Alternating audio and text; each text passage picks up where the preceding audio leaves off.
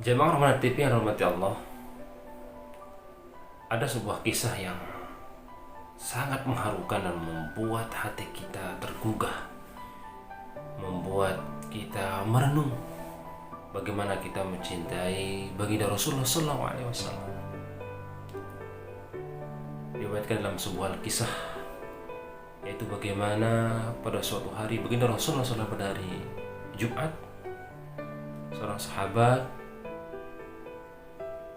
yang datang kepada baginda Rasulullah SAW mengatakan, "Ya Rasulullah, bagaimana kalau kami akan ganti pelepah kurma yang kau gunakan sebagai khatib? Kita ganti, kita gunakan dengan kayu yang bagus, kayu yang kuat, kayu yang paling bagus di daerah ini. Kita akan ganti. Bagaimana ya Rasulullah?" Sahabat itu minta izin pada baginda Rasulullah untuk mengganti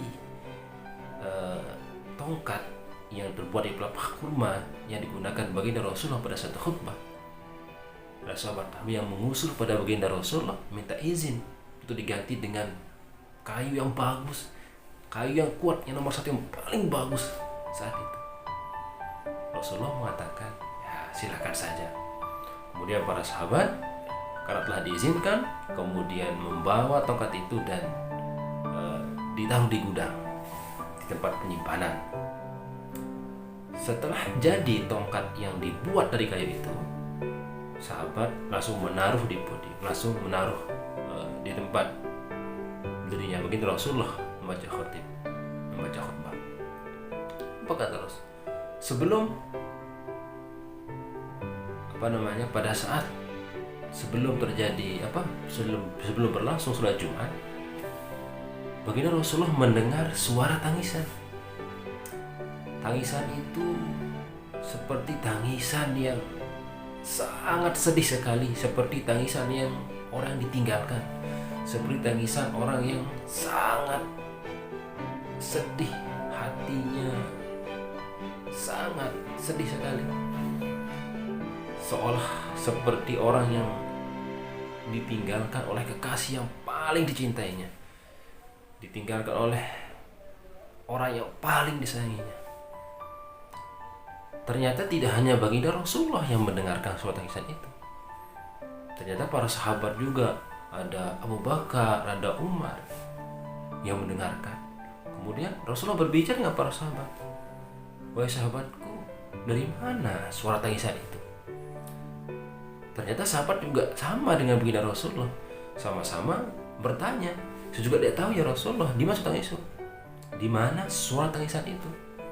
Kemudian dengan para sahabatnya lain bersama-sama baginda Rasulullah mencari tahu di mana tempat atau di mana letak sumber suara tangisan itu.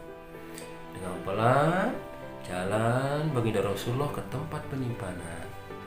Ternyata pada saat dibuka pintu tempat penyimpanan atau gudang tempat penyimpanan, pelepah kurma itulah yang menangis. Menangis karena tidak dipakai lagi oleh baginda Rasulullah SAW. Sehingga pelepah kurma itu pun berbicara kepada baginda Rasulullah. Apa kata pelepah kurma itu? "Ya Rasulullah." Tapi sebelumnya Rasulullah bertanya kepada pelepah kurma itu, "Wahai pelepah kurma, kenapa engkau menangis? Sampai saya dengar dan sahabat juga mendengar engkau menangis. Kenapa?" Pelepah kurma itu menjawab, "Ya Rasulullah, aku menangis, aku bersedih karena engkau tidak menggunakanku lagi membaca khutbah. Aku cinta kepadamu, aku rindu kepadamu, tapi engkau tidak lagi menggunakanku." Rasulullah tersenyum mendengar keluh kesah, curhatan dari pelepah kurma itu. Kemudian Rasulullah dengan bijaknya, dengan kasih sayangnya, baginda Rasulullah memberikan dua pilihan kepada pelepah kurma itu. Pilihan pertama, Rasulullah mengatakan, "Wahai pelepah kurma, mana yang kau pilih? Saya akan gunakan engkau sekarang untuk membaca khutbah. Tetapi nanti setelah kamu rusak, kamu akan menjadi kayu bakar yang tidak akan berguna lagi." Pilihan kedua, "Wahai pelepah kurma, apakah engkau ingin nanti bersamaku di surga selama-lamanya? Engkau menjadi pohon kurma yang akan bersamaku di surga selama-lamanya. Walaupun sekarang aku tidak menggunakanmu lagi, tetapi nanti engkau akan berada di surga bersamaku selama-lamanya. Apa kata bapak kurma itu?